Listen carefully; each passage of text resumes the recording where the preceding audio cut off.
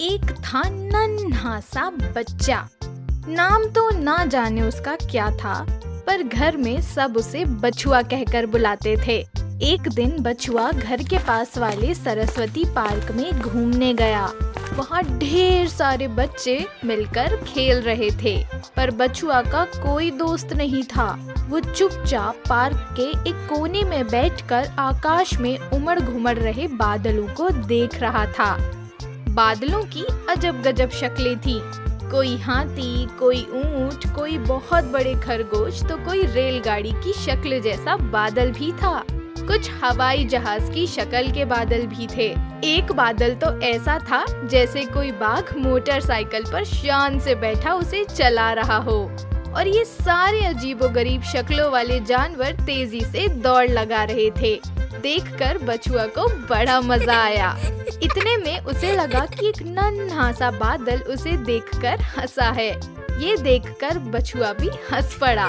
थोड़ी ही देर में बादल आसमान से उतरा और बछुआ के पास आकर खड़ा हो गया।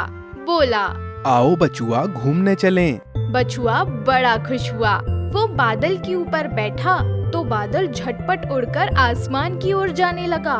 बछुआ को थोड़ा थोड़ा डर लग रहा था, फिर भी वो खुश था, खूब खुश। बादल हंसकर बोला, आराम से टांगे फैलाकर बैठ जाओ बछुआ, और वो सामने वाली किरणों की डोरी पकड़ लो, फिर डर नहीं लगेगा। बछुआ बैठ गया तो बादल और भी तेजी से उड़ने लगा। फिर वो एक जगह रुका। बोला, बछुआ लो, अब हम जापान देश में आ गए, आओ नीचे उतर कर देखें।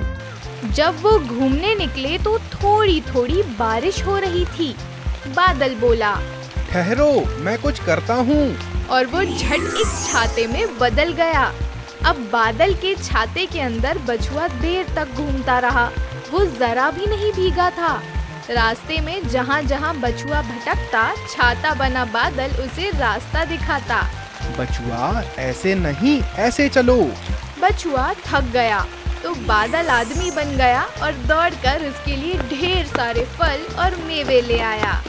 कुछ देर बाद बछुआ फिर बादल पर बैठा और बादल ने उसे चीन देश की सैर कराई। इसी तरह बादल ने बछुआ को पूरी दुनिया घुमा दी। इंग्लैंड, जर्मनी, फ्रांस, अमेरिका समेत उसने दुनिया के अजब अजब तरह के लोग देखे। सुंदर नदियाँ, पहाड़ और समुद्र देखे, झीलें देखी, जंगल और रेगिस्तान देखे। देखकर बछुआ खूब खुश हुआ। जिन चीजों को पहले उसने खाली भूगोल की किताब में पढ़ा था, आज उन्हें खुद अपनी आंखों से देख पा रहा था।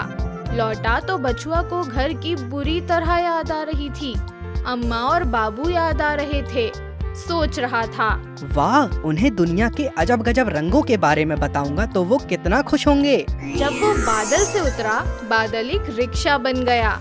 उस पर एक सुंदर सुनहरा छाता भी तन गया। बछुआ बैठा तो वो छाता खुद ब खुद चल पड़ा। सड़क पर लोग ये देख रहे थे, हैरान होकर सोच रहे थे, अरे ये क्या, ये तो अजब तमाशा है। तभी बछुआ का घर आ गया। बछुआ झट रिक्शे से उतरा और दौड़ते हुए अपने घर जा पहुंचा। वो झट अपनी अम्मा से मिला, बाबू से मिला, सबको अपनी अनोखी सैर के बारे में बताया। सब खुश थे, खूब खुश। उन्हें ये किस्से कहानी जैसी बात लग रही थी। बछुआ की अम्मा और बाबू ने सोचा कि बादल को धन्यवाद तो देना चाहिए, पर उन्होंने बाहर जाकर देखा तो बादल गायब।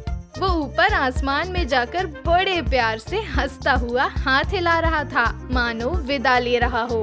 बाहर अब भी ढेरों लोग खड़े थे। सब पूछ रहे थे बछुआ की अम्मा और बाबू से कि बछुआ कौन से रिक्शे में बैठकर आया है।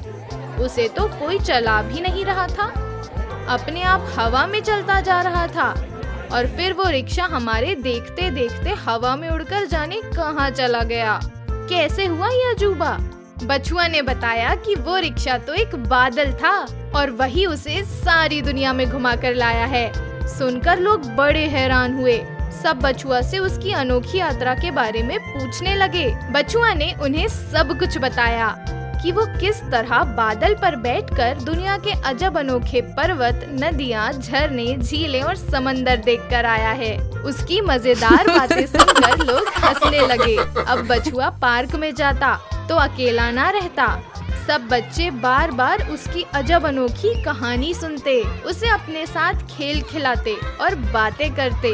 बछुआ ने पक्का वादा किया है कि अब के बादल आया तो वो उन सबको अपने साथ बादल पर बैठ सारी दुनिया की सैर कराने ले जाएगा और बादल पर बैठकर घूमते हुए वो मिलकर हंसेंगे।